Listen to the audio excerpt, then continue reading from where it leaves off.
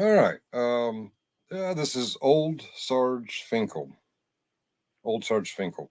Uh, just in case anyone's curious, Old Sarge is not a rank. I do not profess to carry a rank, any military rank.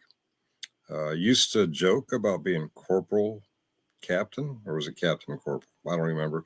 I stole a line from MASH when the captains brought Radar O'Reilly, a corporal, into the officers club. They told everyone he was a corporal captain. Yeah, I was corporal captain. Yeah, that's not a rank, and neither is Old Sarge. That's a nickname. Old Sarge is a nickname. I got the nickname from when I made sergeants in the Army. I was a little bit older than most of my peers, my peers being other buck sergeants. Due to coming from another branch of service, I got a little bit on the slow track. Uh, yeah, slow track. So I'm not a promotion genius. So I have some questions about OP4, promotion, and retirement. First, let's cover OP4. I recently heard that someone who states they're from JRTC OP4. OP4, in my time, now I don't know anything about JRTC. That became a thing after my time, or after my service in Fort Polk, Louisiana. After I left Fort Polk, at some point between then and now, uh, they reflagged to a Joint Readiness Training Center. And from what I'm understanding, this is similar to what I did go to in Fort Irwin, NTC, once as a corporal and once as a sergeant promotable. The promotals were not really important. Um, and I once twice in Hohensfeld, as both times as sergeants. My understanding from NTC Fort Irwin and from Hohensfeld is that when Blue Forces, those are the units being trained, would go into what we called the box, put on all the miles gear, and have a little miles war for, shoot, I don't remember. Was it 3 weeks? A month? Two? I can't remember. But the entire time we tend to be tactical, except for when we had AARs. After each mission, each iteration, um, the operational controllers would hold an after action review, and we'd go over what we did right, what we did wrong, what we could do better if we happened to do it again. Um, I always felt like I was being trained in part, by the operational controllers and in part by the uh, internal chain of command and NCO support channels. We kind of train our own. We followed the advice of the OCs. I never, I never felt trained by the OP4. Now, in my examples, Fort Irwin, NTC, and the other example was Hohensfeld, the OP4 were the people who, they were Army, but they would dress up as though they were opposing forces for whatever mission you're training for and pretend to be the bad guys. They'd shoot their Miles lasers at you and they'd do all their stuff. Never felt like they were training me. I recently heard someone from the JRTC OP4 that they spent their time training soldiers. Hmm. I don't know. I thought they were role playing. Of course, JRTC might be different time. I don't know. So I'm asking anyone out there who is familiar with the JRTC situation, OP4, did they train the soldiers or did they role play as the enemy and the operational controllers would train the units and the units would retrain the soldiers as needed? That's a question. That's one question out there. What else did I have a question about? Oh yeah, from the same source. Some questions about promotion. As I understand it, as I remember, when I was an E4, went to a promotion board for E5, and I scored a 199, which was pretty impressive. Max was 200, but the 199 didn't make me enough points to become an E5 at the time, and maybe things are different now. At the time, if you were an E4 promotable and you had the points, and you had completed what we called back in those days primary leadership development course, you would then be cut orders by Department of the Army for sergeant for E5. So I go to the board. Now I'm an E4P. However, I haven't been to PLDC yet, and I don't have the points. The points are, I don't remember the numbers. Let's say the cutoff points to make sergeant for 11 Mike are 600. And with my board, I got 550. I'm not a sergeant. But another requirement is I have to go to PLDC. I don't remember, was PLDC worth points? It was a requirement. So I go to PLDC and I graduate. Now I'm an E4P with 550 points. And keep in mind, the cutoff is 600. And I'm going to, I don't know, PLDC was worth points. Okay, let's add 10 points. And the 10 is just an example. I don't know. I now have 560 points. I'm still not a sergeant. Okay. I'm going through with life. Maybe I'm taking other courses and getting more points. Maybe I'm getting more awards and getting more points. Or maybe the Department of the Army lowers the cutoff.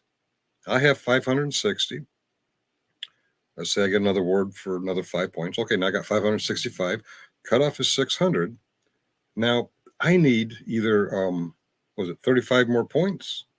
Or I need for the Army cutoff for sergeant, for 11 Mike, to drop down below 565 points.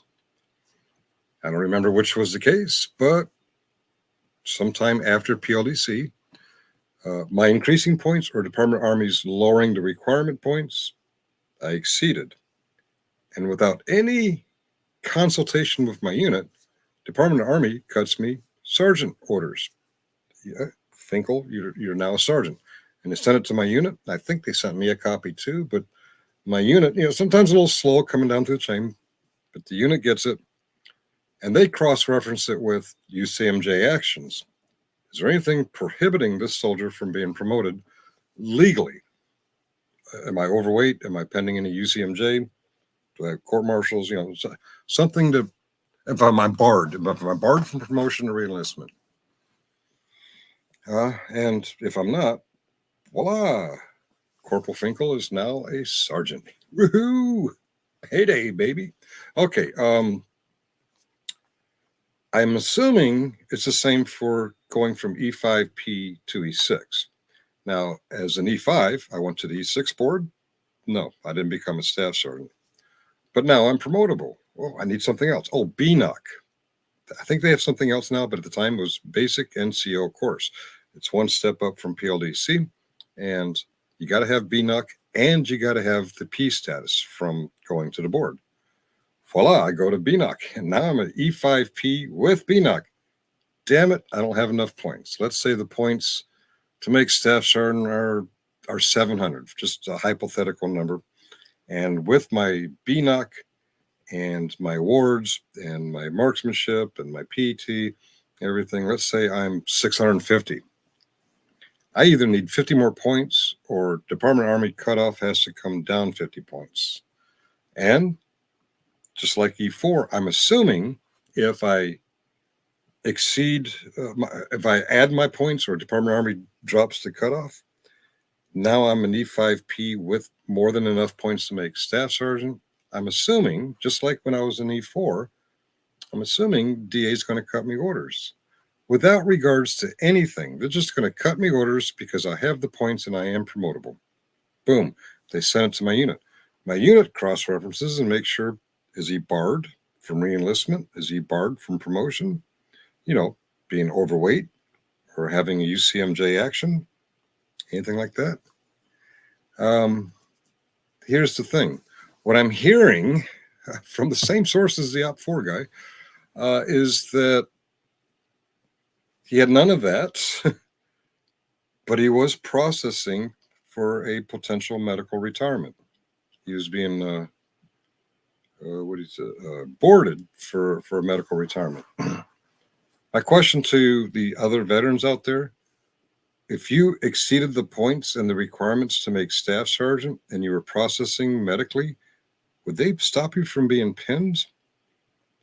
because the claim I heard was I was an E5P. I could have been pinned E6, but I decided to get out, so they gave it to somebody else. I don't think it works that way, but I could be wrong. Could be wrong. Can someone let me know in the comments below? Am I wrong?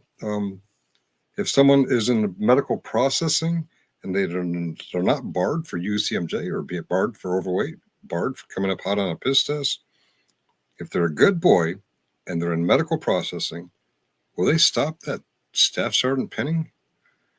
I personally don't think so, but I was never in that situation, so I have to ask. Okay. And finally, there's retirement. I don't know. Retirement.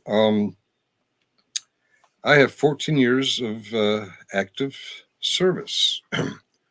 As I understand it, active service is 1-for-1. If I do 1 year of service, I have 1 year towards retirement. And I have some reserve time too. As I understand it, if I have reserve time, I don't remember the math, but 1 year of reserve time isn't necessarily 1 year towards retirement. There's some fraction of the year because I'm only going on drills 1 week in the month and 2 weeks in the summer. Why is it got to be summer? Okay. So for sure, that's not a 1-for-1. But this is what I heard. I heard this fellow, as he was facing medical boarding, they counted his inactive rated reserve time. Inactive rated reserve time, I thought, when I got out with 14 years of federal service, active service, and 2.5 years or so of reserve time, I had no idea that I could have calculated my 2 years pending inactive rated reserve time. Inactive rated reserve, IRR, means you're pretty much on a list of names that has to come in once a year to check in. Hey, I'm still alive. I'm still healthy. I still remember my general. I don't know what they do because, they never made me do it. And if we get into a situation where they need to recall folks, they go to the inactive rated reserve list before, they dip into other things like selective service. If they reenact the draft, before they're going to reenact the draft, they're going to call in. They're going to go through the inactive rated reserve, but you're not doing anything all year.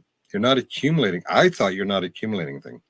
Now, if I have 14 years of active service and 2.5 years reserve time, that's what, 16 and a half? Does that 2 years of inactive rated reserve time, does that count towards a possible retirement? Am I that close to retirement? I personally do not believe so. However, the claim was, thank God for inactive rated reserve. That put me over my 15 years. And the final thing on retirement, I was under the impression that if I had gone 20 years and got a regular retirement, that would be 30%. I had it in my head, and I don't know for sure, had in my head to get 50%, you had to go all the way to 30 years. That's pretty rare to go to 30 years. But if I go to 30 years and retire at 30 years, the highest pay grade that I held for 3 years, I get to retire as that pay grade. And I get 50% of my base pay. The claim I heard was that at 15 years, it was half. Whoa, 15 years. Well, if I'm correct, if 30 years is half and 20 years is about 33%, who the hell's going to get half of their base pay at 15 years? I don't know. I could have misheard. What is it they say? I'm not claiming these things to be factual. I'm saying allegedly in Minecraft. Well, you know who I'm talking about. So, just curious, retirees out there. Does OP4 train soldiers? Can you retire at half at 15?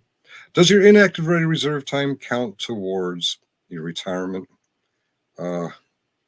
And would a sergeant promotable with enough points, fully qualified, would he be withheld because he's medically processed, being considered for medical retirement? I don't know. You tell me. Put a comment below.